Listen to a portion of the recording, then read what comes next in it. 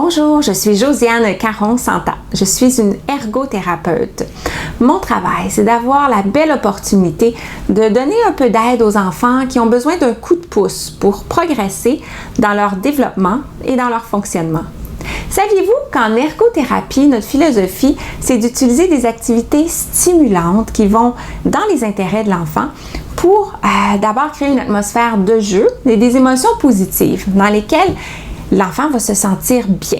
Il va avoir le goût de pousser ses limites pour faire les apprentissages qu'on lui propose. Dans cette vidéo, je vais vous présenter une activité coup de cœur.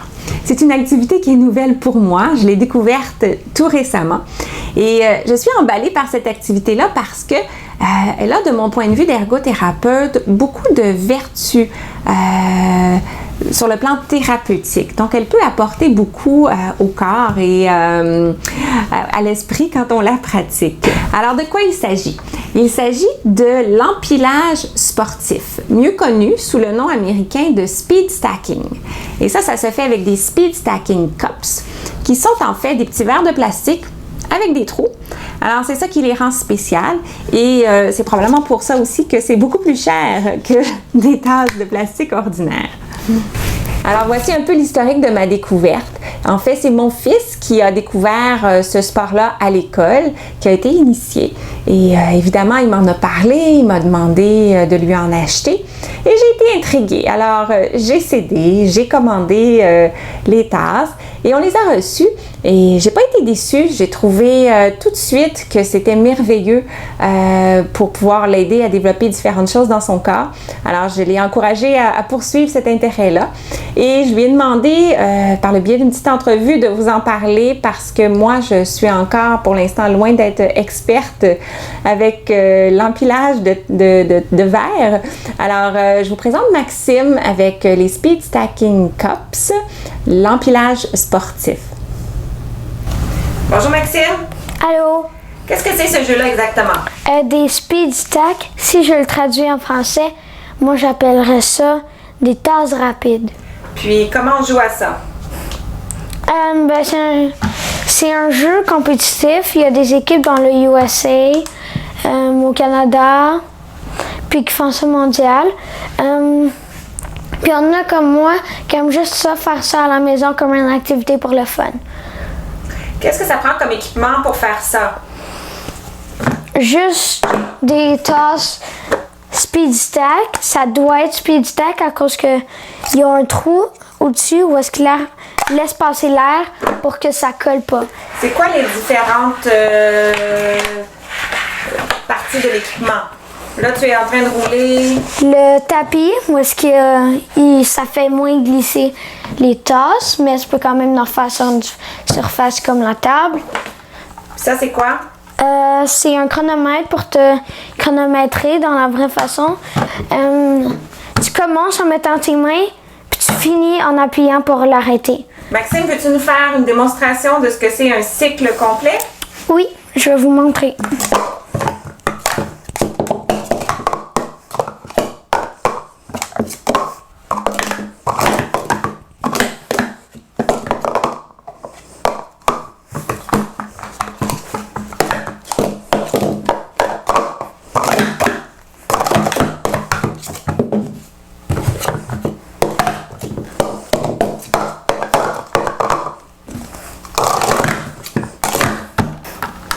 C'est 28 secondes.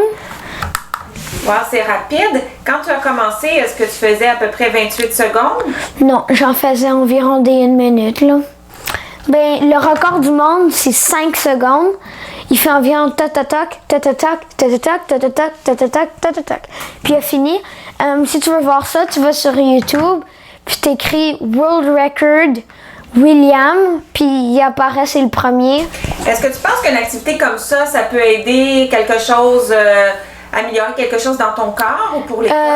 Oui, la vitesse de ton cerveau, elle passe, vu que c'est pas juste tes mains qui bougent, c'est ton cerveau qui dit à tes mains qu'ils font de plus en plus rapide. Au début, je le faisais environ comme ça. Après ça, je m'améliorais. Puis jusqu'à temps que j'étais vraiment bien. Merci pour l'entrevue. À la prochaine, Max. Merci. Bye! Aouh! Alors, qu'est-ce que c'est les fameuses vertus thérapeutiques que moi je vois avec cette activité-là? Eh bien, je pense que ça peut aider les enfants à développer leur rythme. Numéro 1, le rythme. 2, je trouve que l'action est très répétitive, donc ça force, je pense, l'enfant à automatiser un peu les mouvements de ses bras. Ce qui pourrait être utile, selon moi, pour l'écriture, entre autres. On traverse la ligne médiane, hein, ça force la rotation du tronc.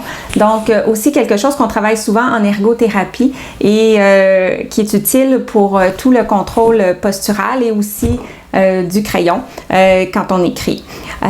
C'est aussi une activité qui permet, je pense, de travailler la persévérance parce que je l'ai essayé moi-même, c'est assez frustrant. On s'améliore pas tout de suite, il faut pratiquer souvent. Et avec le petit timer qui est dessus, la minuterie, je m'excuse, ça nous permet de mesurer rapidement nos performances et de s'améliorer, d'être fiers de nous. Et je pense que ça aide les enfants donc à développer leur persévérance. Et bien sûr, la coordination des deux mains. Je dois travailler les deux mains en même temps, coordonner le tout pour pas tout faire tomber. Alors, c'est les 5 points positifs que je crois être vraiment des beaux éléments qui viennent avec cette activité-là.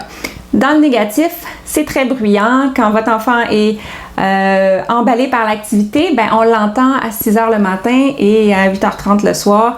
Et bon, c'est long longtemps.